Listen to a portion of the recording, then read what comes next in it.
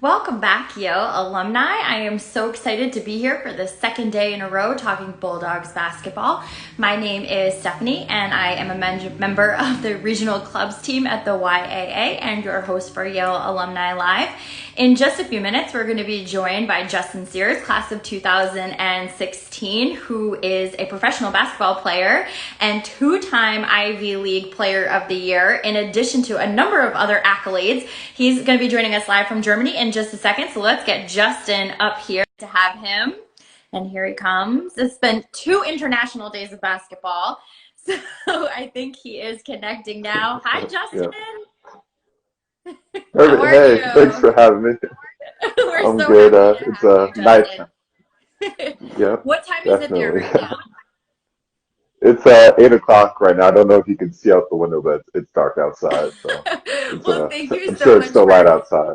thank you for taking the time to be with us today. We're really excited. Definitely. We, as you know, we talked to Zena Kata yesterday, class of 2014, and we talked about how, this would have been the typical Yeah. start of Midnight Madness would have been this week for a lot of basketball programs. And I don't know about you, but it's fairly disappointing that the Ivy Yeah. League isn't playing this Yes. fall. And so we thought it'd be fun to relive the glory days of your basketball Yes. career at Yale. So we're Yes. going to get Not now you make me feel old. no, Justin, you're hardly old. 2016 was only a few years ago. You haven't even had your 5th reunion yet, so don't rush Oh, it. it's this year. So let's talk. Let's start the way that we always do, and just tell us a little Yeah. bit about you, Justin, and where you grew up and how you came to Yale. Yeah. Well, I was born and raised in Plainfield, New Jersey, about 30, 40 minutes from New York City.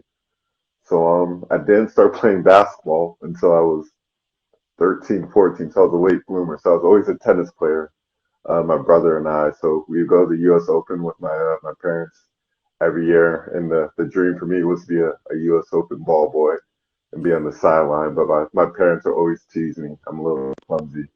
And I trip over my feet chasing a ball. And that causes a scene. So that dream died very fast. But I started I started basketball at 14 in middle school, and from there it just took off. I think one day it just clicked in my head and things came together and became very good. And so school started to recruit me, and I remember getting the letter, and that kind of just changed things and put things in perspective that maybe I can take this opportunity to go to an Ivy League school.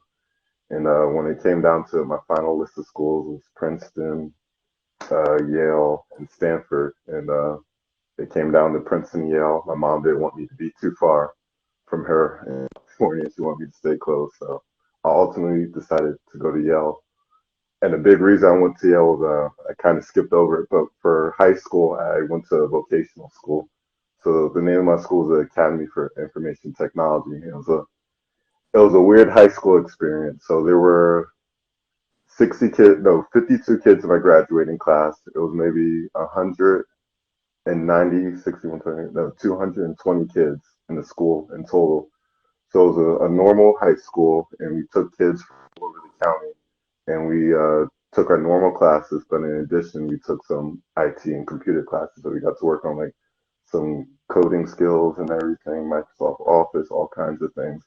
But the crazy thing about the school is we did not have sports Oh at wow. all.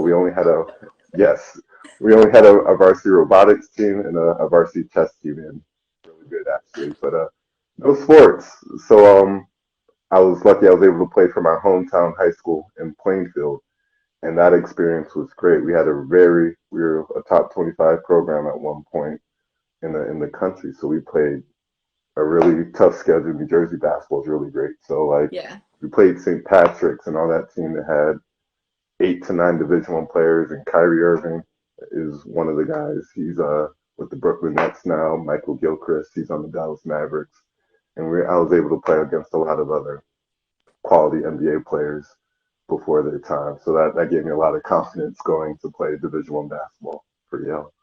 That's amazing. That was a pretty impressive list of schools that you just gave us, Princeton, Yale, and Yes. Stanford. So we're really proud that you joined the Bulldog family, of course. So tell us a little bit, Justin, about your experience at Yale. Were you involved in other things in addition to basketball? And of course, you have to say which college you were a member of because everybody likes to, make the claim that it's the Of best. course, I was still in college, so did not have an old campus experience. It was very overrated, didn't need it. So Silliman's the biggest and the best dining hall as well. So just so everyone knows. But yeah, what was I doing at Yale? Well, my first year I was a deer in the headlights. I had no clue what was going on, but I have a very inquisitive mind. I ask a lot of questions. I like to wander. So I just would go around campus and I love to walk. So I love the people watching. If I saw something happen over there, I heard something, whether people singing, people making noise, I just walk over there. So my first year was just learning, seeing anything and everything and being open to everything. And it was a great experience. And I ended up in some random places, whether people were singing a cappella. I can't sing, but people have always commented saying, I have a voice for it. And even at one point, my teammates had a radio show. I tried that. I failed terribly at that, but it was a fun experience, and I realized I have a passion for sports. I love sports. Not necessarily playing, but seeing the process for other athletes, what they go through, the training and things. So I spent a lot of time in Payne Whitney Gymnasium, a little a cathedral, a beautiful church, but inside of there you have a bunch of athletes that go there every day to work, and whether it was swimming, fencing, the football team lifting, or even just watching the regular students play basketball or badminton on the Landman Center. I was just always around just watching it. I just loved doing that. So that was a big thing I was a part of if I wasn't playing basketball because basketball was essentially a full-time job or an extra 1.5 credits. So it took up a big chunk of my time there. Yeah, absolutely. Zena actually said the same thing yesterday that it's like a full-time job being a student athlete. So tell us a little bit about what it was like balancing academics with athletics. Yeah, it was tough. The first year was tough, but you learn time management skills, which most people at Yale learn. There's so many opportunities and things you can do at Yale. You only have 24 hours in a day, so you wake up and you say, these are the things that matter to me. These are the things I value. I'm going to make time and space for them. So you learn to say, you got 2 hours here. I have to run to the gym, be on time for this workout, but right after the workout's done, you can stretch, ice real quick, and then you have to run to section or class. So for a big thing, my first year, I was late to a lot of workouts. I missed some workouts. I slept 2 workouts, and I learned I need to tighten up and some discipline for the last 3 years, and now for the rest of my life, just knowing how to balance everything. It's so funny the things that we remember, right? You remember missing those workouts Yes, vividly. You probably have nightmares yes. about it from time to time, I would Still, imagine. still to this day, I will wake up and grab my book bag, grab clothes, run out the door, and then realize, like, wait, no, there's no class. Those I'm things good. stick Like, with I us can forever. relax. It's Yeah, so funny. PTSD is So, real. so Justin, you clearly excelled on the court. So I think I'd love to hear some of your favorite memories, but I would really like to Yes. talk about how you were a two-time all Ivy League player, how you brought your team to the NCAA tournament for the first time in Yeah. more than 50 years. That's a huge deal. I read some interviews with you and ESPN and different places. Tell Yeah. us what it was like to be a part of a team that did something so significant for Yale. Yeah. Yeah. So, a big reason why I chose Yale at the time was I wasn't sure if I wanted to play basketball anymore. I started late and I had so many interests outside of basketball. So, I told myself, like, if I go to Yale and I don't like it, I'll just be a regular student and enjoy my time. And, I ended up sticking with basketball, as we all know. And our locker room, I think the big motivating factor for me was our locker room was next to the Yale volleyball team's locker room. And our Yale volleyball team is very good. They're very dominant. They win pretty much every year, player of the year, rookie of the year, coach of the year, every award. So when you see that excellence every day, it kind of motivates you. In my first year, it was a good year. I think we finished third or fourth, which is all right, which is was good for our standard at the time. I think I spoke to my teammates. I said like I don't want to be next to them winning championships, hearing them celebrate, and we get fourth place. So I spent a lot of time in Payne Whitney. I had a pillow and blanket in my locker room, so there'd be times I would take a nap there or even stay the night. And I worked very hard. My teammates worked as hard. They matched my commitment, and we were able to turn the program around and make it into what it is. We had a Mieoni. He's an NBA player, and we won a couple other tournament or Ivy League championships after me. So I think it's been great to see that we turned the basketball culture around. So, what was the actual feeling like being on that team, going to the tournament, being named, getting your seed in the tournament?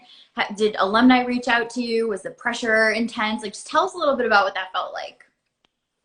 Yeah, well, before that, it's a long season, and I think the final weekend was Cornell, Columbia. We were tied with Princeton, or Princeton was a game behind us. So we knew if we swept and Princeton lost one game, we would be good. And it was a away weekend, so we beat Cornell, and it's a long trip. It's like a 6 hour bus trip. So we're going from Cornell to Columbia, which is another 2 to 4 hours. I can't remember the exact time. So we found out that Princeton lost their game, so all we had to do was win one more game at Columbia the next night. And if you're driving back from Cornell to Columbia, it's a very tight road on that big bus, and it was snowing, of course. And that moment will always stick out in my head because everyone was jumping and screaming on the bus. The bus was shaking, and I was just thinking, we're going to fall off this mountain and not get to play this game tomorrow.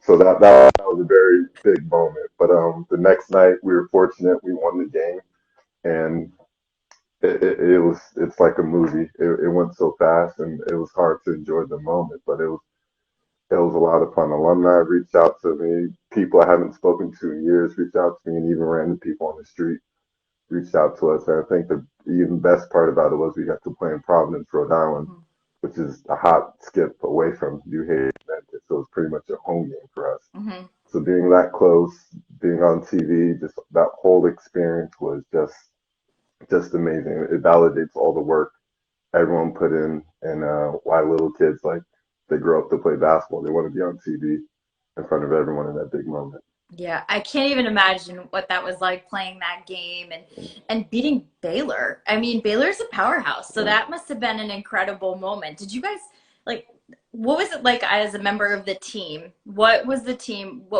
sentiment? I did see this one video where it basically it was from ESPN and it just said, it doesn't matter if anybody believes in you as long as you believe in yourself. And Yale was believing in themselves. The Bulldogs were ready to take on Yeah. whoever. So was it kind of a magical moment for the whole team, would you say?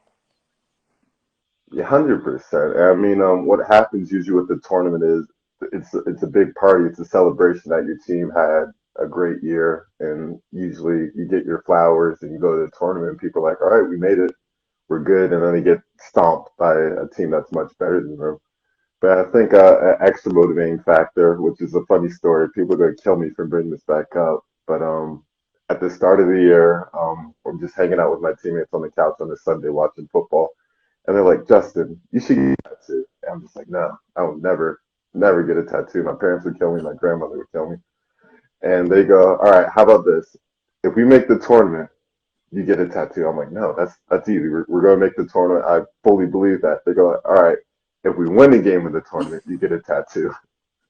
So I'm like, okay, sure, let's do it. I'll get the tattoo and everything. And lo and behold, we're in the tournament. And I think that was an extra motivating factor for those guys. But in addition, we didn't want the ride to end. We were motivated. Guys wanted to do something special. We never won a game in the tournament in all those years. And I think what made that game special was it wasn't me putting the team on my back or Makai putting the team on his back when he scored 30, but everyone left a mark on that game. Our freshman Trey Phillips, he scored a big layup. Downey, Blake Reynolds, they had this iconic moment where me and Brandon were in foul trouble, the more dominant players on our team at the time, but they had this iconic moment where we're on the bench and they go on a personal run of their own and score some points and grow our lead when Baylor's supposed to be catching up. So that game was great just because everyone had a moment, and left their mark on the game. So when we come back and talk about that game, we can say, remember when you did that, Yeah. or he did this, he did that. So, oh, Justin did everything, or that guy did everything. So it was a total team victory and everything, and just made it that much more special. I love that. That is absolutely fantastic. It really shows the value of Mm, team. And Justin, did you get the mm. tattoo or did you not get the tattoo? Can you say this? Not Is your yet, family not watching? yet. I hope they're not watching. So I'm the last person to not get the tattoo, but my roommate at the time is a tattoo artist. So one of these days I'll come back to the States and I'll have to pay up on this Yeah, I debt, think if but not anybody's yet. watching that's friends with Justin or any of Justin's Yes, teammates, I think maybe that should be like a follow up on Yale Alumni Live. yes, Justin gets yes, his exactly. NCAA win tattoo. All Exactly. right. Well, Justin, one more thing about your college career, and then let's talk just a little bit about Yeah, what your experience has been like in Germany. I just wanted to yeah, tell you and anybody else who is watching. I yeah, grew up in Connecticut, so watching basketball was a big part of our lives. And as a UConn fan, because that's what everybody kind of yeah. did back then, we weren't really Yep. allowed to like Duke. So I just fully enjoyed a few moments ago watching a highlight reel where you dunked on Duke, which was Yeah. amazing. And I'm just Yes. curious, was that like a really great moment for you as well? Yes. 100%. I mean, when I first started watching basketball, I was a big JJ Redick fan at the time. So I was a big Duke fan. And then we played Duke twice that year. So to go down to Cameron Indoor, experience that was crazy. And that moment will stick out in my head just because we were playing them the first time and we went up I think we were winning like 18-4 and they were shocked. Everyone was shocked. It was quiet in there, and all you could hear was us screaming and celebrating. And Coach K called a timeout, and of course they turn it around and they come back. But I think that was a big moment for us at the time, just to realize like we can hang with anyone Yeah. in the country. We can play basketball. We're not just smart guys. Like we do this as our full time job as well. And then just to play them again in the tournament. They had a career shooting night to start that first half, and then to come back in that second half to still go down fighting was just great. It's tough. That was my last game, but I know I could hold my head high. Just that we gave it our all. Yeah, it's amazing. It was a really incredible run. You gave a lot of people reasons to be proud, turn that team around, like you said. So tell us quickly about your experience in Germany as a professional player. What has that been like for you? Germany. I still forget that I live in a foreign country. Sometimes Germany's very westernized, but still at the same time, it's different from America. And I think when I first came over, I was in shock. The roads are different. People speak a different language. The signs are in a different language. So same thing as my first year at Yale, a deer in the headlights. And whether I go to a restaurant, I order the wrong thing, and I ask like, "Hey, can you change this?" Like you learn to be open to new experiences and everything. And going to Yale helped prepare me for that. Just to be prepared for anything and just go with the flow. So playing in Germany has been great, and I can call it home now. I'm going into my fifth year over here, which is shocking. So my German is a work in progress. I can understand a good part and read it, but speaking is it's a challenge. But my teammates are amazing. My coach is amazing over the couple years, and I get to play basketball as a full time job. That's just a blessing Yeah. in itself, and I get to travel. I've gone to China because of that, a lot of other European countries, and it's been a great opportunity playing over here. It's awesome. We're so proud of you. So, Justin, do you think Yes. basketball is going to be a part of your life always? Do you want to coach next? Do you want to have a career change in a few years? What are you thinking about for next steps for you? Just open to. I don't know if I want to live in America, if I want to live in Germany. I have a British passport, so I'm even open to moving to London as well. But I realize playing overseas, you have a lot of time to yourself. You have to be comfortable with yourself because you practice maybe twice a day for 2 hours, then the rest of the day is to yourself. And I live by myself currently. So you learn to figure out what your hobbies are, what your interests are, and what you value, and everything. So I tried coaching for a little bit. It's not for me. My brother's a coach. He's a lot more patient than me. He's a lot better than me. But for me, I love sports. That's a big thing for me. And I think a dream job for me in the future, like if the career path and opportunity came, would be to be an athletic director, but at Yale. I realized spending my time at Yale, I made friends with all the athletes. I went to every game. Like Zena said yesterday, like the Yale and the men's team and the women's team were very close. Hmm. I was at every game screaming my lungs out and everything, cheering them on. In football, I worked every game. Fencing, my best friend was on there, and swimming, I was there. So I just love sports. I love to watch, and being a part of a sports administrative will be something great for me in the future. Well, we will definitely keep our eye out for you. That is for sure. So, right before we go, obviously the Ivy League isn't playing right now. What advice would you give to your colleagues on the men's basketball team who are awaiting their time back on the court? Some advice. Some good advice. Just focus on your mental health. Find something that brings you peace. Just makes you even and everything. The world right now, it's crazy. It's stressful. No one knows what's going on.